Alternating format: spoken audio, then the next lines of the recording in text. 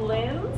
My name is Carrie Smith. I'm Michael Kim. Thank you for joining us on Facebook. If you're not here live and in Charlotte, thank you for joining us. Yes, hopefully next week. This evening, as always, we do a basic and then advance it up to the intermediate or intermediate plus level. Tonight we used a reverse whip and then gave several different options for the ending of it, a cool turn for the guys, all that jazz. So we spiced it up quite a bit tonight. It's kind of like a part 2 version of last week's lesson. Yes. So we started with a handshake hold. For the first class, we just did a reverse whip. We have 1, 2, 3, and 4, 5, 6, 7, and 8. So a couple of things we talked about. The leader is going to draw forward and then toss away so that I know to turn. 1, 2. As he does that, when he picks up my back, I get my elbow out of the way and on top of his. So that now as he leads this step, I'm waiting to feel his rotation and his weight shift to get me to step forward on that 4. So for the leaders, when you do the lead, you're going to step back slightly on an angle off the track, throw the hand away on the second, do the triple 3, and when you step on 4, remain a little under-rotated. Don't try to square up because it'll pull her in too fast. Just stay on the angle and land on the 4. And instead of using your arm to pull, just keep toning the frame and rotate the whole body and it'll bring the partner through. 7 and 8. So we talked about your whip should have a linear or a stretch quality to it. So leaders, you're going to pick her up with a short arm and allow that arm to stretch as she drifts away. So it doesn't have a rotational feel. It is a linear pattern. Cool. Then we went into our intermediate class. Yay, super fun. And we showed 3 endings, but I'm pretty sure I saw like 14 different endings. It was very exciting. So we started with that reverse whip. The leader is going to do something different with the beginning. He's going to place his left hand in the air with the fingers pointed across. Indicates to the partner you want her other hand. It also indicates to the partner to turn to her left. So you're going to pick up the hand, releasing the bottom hand, 3 and. And now as I go to the 4th beat, I'm going to step almost pigeon-toed into the foot and add a spinning action to it. Then reach back underneath and pick up the partner at the waist and start a circular walk, which would be so many different endings too. Now the simplest one is just to release her, let her finish the anchor, and then bring her forward and let her roll out. That's a really easy way to do that first. Let's take a look at that move again. 1, 2, 3, and 4, 5, 6, 7, 8. You can let it go, trip, full step, then walk, walk. Okay.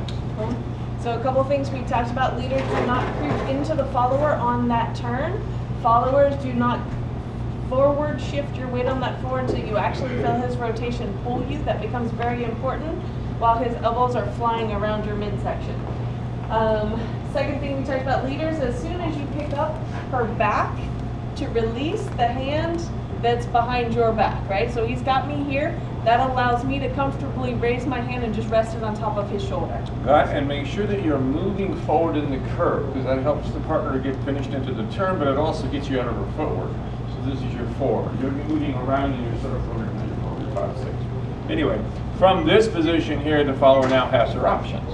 Cool. So the first option we showed was the follower's left foot. So if we're walking, we have 1. As I step onto my left foot, I'm actually taking a side step and turning a quarter turn or an eighth of a turn to face my leader. That causes both of our hands to slip out. This allows me to take my left hand underneath like I'm going to tickle him and just raise his arm and walk out underneath. Then he's probably going to lead a free spin exit. Yeah? Pretty complicated. Yeah? Okay, so that again, a little walking.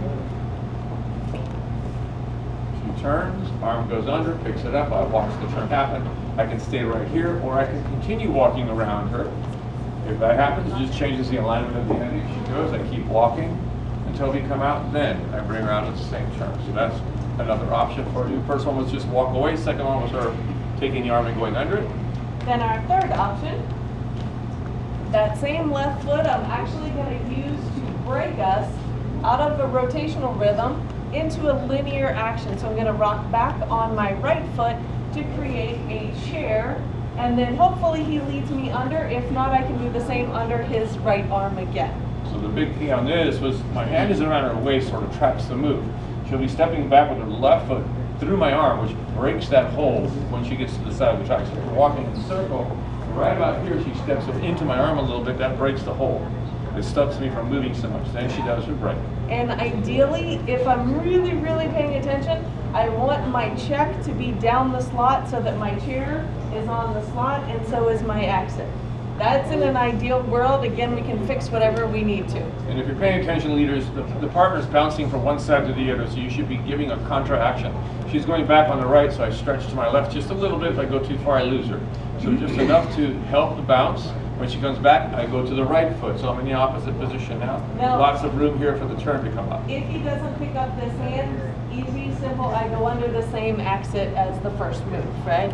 So leaders, don't worry about it. If you can't get the hand, or followers, he doesn't pick up your hand, that's cool. Just go under the same way you did the first time. Now, the whole point behind what we're doing here is we're trying to get the followers to be more proactive in their dancing. So when the guy leads something, you keep adding things to that. That makes it a better conversation all the way around. Cool, and then we didn't show this in class, so this is a bonus on your videos and online. The move from last week, you can put in and make this a ride. We're walking, we're walking, we're walking. I twist and throw the leg, and now I let him take me for a very gentle ride. Okay, so if you watched last week, if not, go back and watch. Super cool.